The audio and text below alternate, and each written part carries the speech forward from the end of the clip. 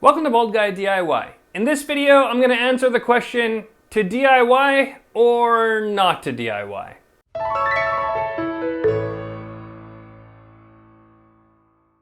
So obviously, if you've checked out my video, you know that the name of my channel is Bald Guy DIY. Obviously, I'm a big advocate for doing things yourself, developing new skills, learning new things, and adding some enrichment and joy to your life, because there's nothing more fulfilling than having something that you made yourself turn out really well. However, for every DIY success story, there's also a bunch of DIY failures where the person who tackled the project wasn't prepared for it or didn't understand everything that was required, didn't have the skills, all of those kinds of things. In this video, I'm going to share with you a few best practices of things that are perfect to attempt for a DIY project and some red flags that might cause you to buy a product instead or hire a contractor, somebody with experience who can get the job done. Without further ado, let's jump into it. The first and most important guiding principle when deciding to do something DIY or do it yourself is that there has to be a significant advantage. If you're going to do something yourself that could be done better, cheaper, faster, and easier by some other means, then there's no advantage to doing it yourself unless the process of learning it was valuable enough in itself to add that significant advantage. Most of the time, an important part of evaluating a project is to do a little research and see what's commercially available, what tools are needed, what contractors are in your area, what the price of getting someone to professionally do something is, and really not to jump into a project until you're sure that doing it yourself is the best possible way of doing it. Of course, that doesn't mean that all the advantages have to skew towards a professional or a commercial product, but enough of them have to skew towards DIY in order for it to be worth tackling. So if you think your finished product could turn out better, or could be done more quickly, or could have your own twist on it that's important to you, or it could be a valuable enough learning experience, then you might want to tackle it yourself. But to make sure it's DIY worthy, you need to think that through and make sure that there is actually a significant advantage into doing it yourself. So many times people get excited about the idea of doing something, they jump in, they don't realize the cost that's going to be involved in buying the material, special tools, the time it's going to take to learn different things, get expert advice, trial and error.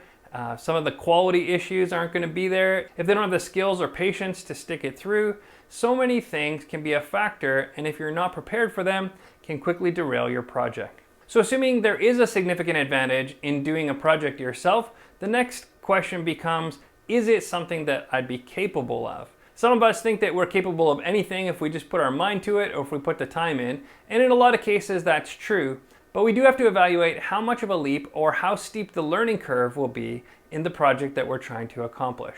The sweet spot for learning new information is a lot closer to our current expertise than we think. A lot of people don't have patience to try something that's more than 5 or 10% above their current skill level.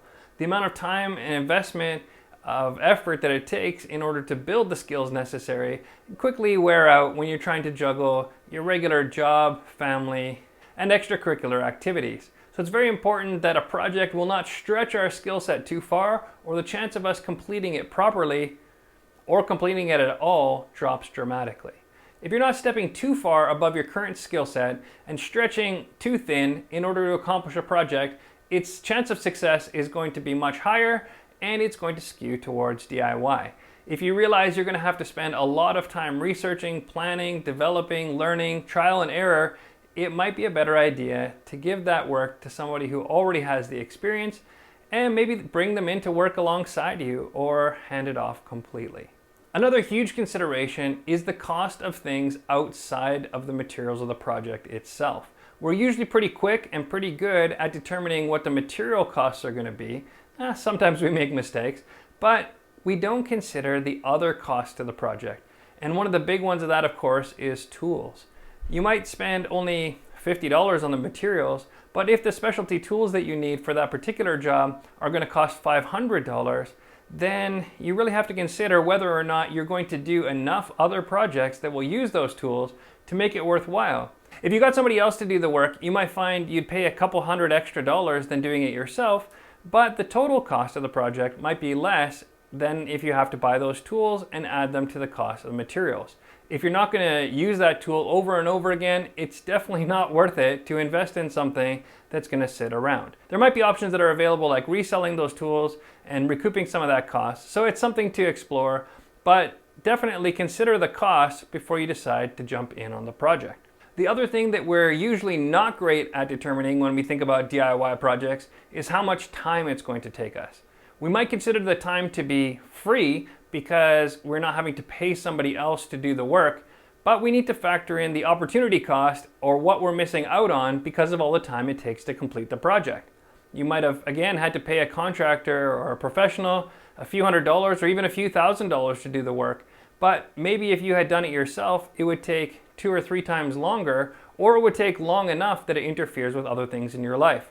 It's possible that in other projects where you're already comfortable and already have the tooling, you could make things to sell or do work for other people that would recoup the extra cost that you're going to pay to someone to do something that you're unprepared to do. One of the other big pros to doing something DIY is that you have some familiarity with it and you can work on it if it breaks or if there's maintenance down the road, but that's another thing to consider when you're looking at contractors doing that work or buying a commercial product. Commercial products have warranties, and contractors often have warranties on the work as well. So if something doesn't turn out great on your DIY project, you're pretty much stuck with the result. Maybe you can buy replacement materials or do something over again to make it work, but if you had hired somebody to do that instead or bought a commercial product with warranty, that would already be covered in most cases and you wouldn't have to expend extra dollars. This can be really important on something that costs a lot of money, because it's something that you really do begrudgingly when it's all coming out of your pocket down the road for the upkeep, maintenance, or replacement of something that's broken. Let's talk about red flags and things that you should avoid doing yourself when you know that you're not prepared for them. These are things that we should know right away not to even bother with, but sometimes we still get lured into it because of the idea of learning something new or the novelty of something different than what we're used to doing. One of those big things is on expensive projects with really expensive parts. If you've never worked with a material before or you don't have much experience with it and the cost is going to be high, it's probably a good idea not to make that your first foray into that type of work. For example, if you were going to work with a really expensive wood and you wanted it to turn out great for a piece of custom furniture you're making, but you've never done woodworking before, this is probably not the project to jump in on, because if you mess up a couple pieces, it's going to cost a lot of money to replace them, and that significant advantage that I mentioned as the reason for doing DIY in the first place is going to evaporate very quickly. You might have a custom furniture project that's so exciting and you're excited to be a part of, but bringing in an expert hand or drawing a design or giving something instead that you can contribute to the project without actually doing it yourself can be a great idea so that the end result matches the vision that you have in your head. One of the biggest red flags for any project is the scale of the project. If it's something that you've done a little bit before, a couple hours here and there, and suddenly it's a project that you need to take 2 weeks off of work and just dedicate yourself to it, that's a big red flag that it's not going to be a great project for you.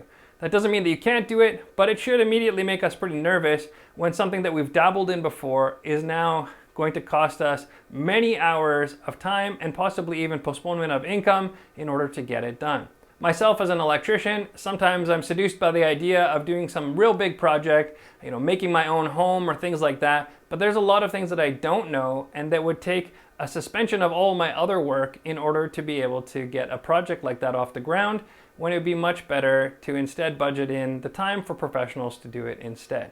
There are still ways to be able to share the experience that you do have and make sure a bigger project turns out well, but unless you have dedicated time and people that are there to help you, it's probably best to stay away with projects that you immediately know are a little too big for you.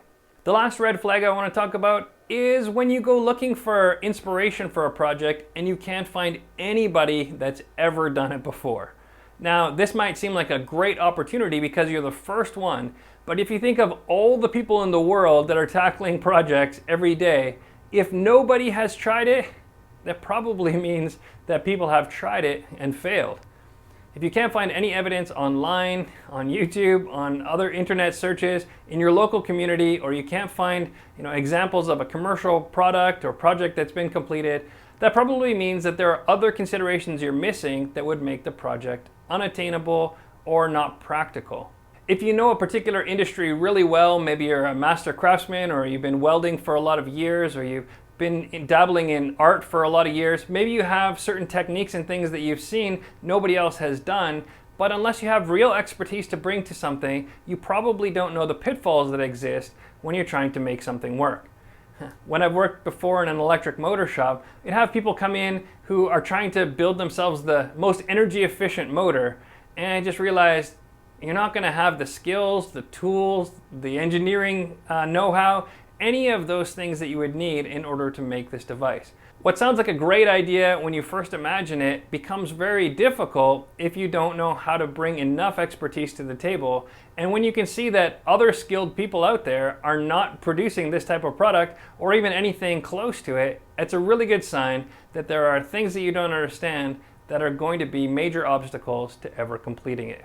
I certainly don't claim to be an expert in very many things. I'm a master electrician by trade, but I don't have any other real certifications or a long history of success in building incredible gadgets. But there are a lot of people online that do. A lot of 3D printing channels or other building channels are people who are engineers, master carpenters, have done really technical and incredible things. And if they haven't been able to tackle it or been willing to try, there's probably good reason. So those are a few of my guidelines for ways to evaluate if a DIY project is worth it, and some red flags that should definitely tell you that it's not going to be. What do you think? Is there something else that I should have included? Or are there some other red flags that were worth mentioning? Let me know in the comments or send me an email. My information's in the description below. If you like this kind of content, please let me know with a thumbs up, subscribe to the channel, and check back every week as I post a new video every Saturday morning. I certainly hope that I haven't put a damper on your enthusiasm or excitement for DIY projects, and I certainly won't be hindered from trying more things in the future. But there are just a few things to keep in mind. So until next time, in all your DIY projects, as long as they're doable, don't be afraid to be bolder.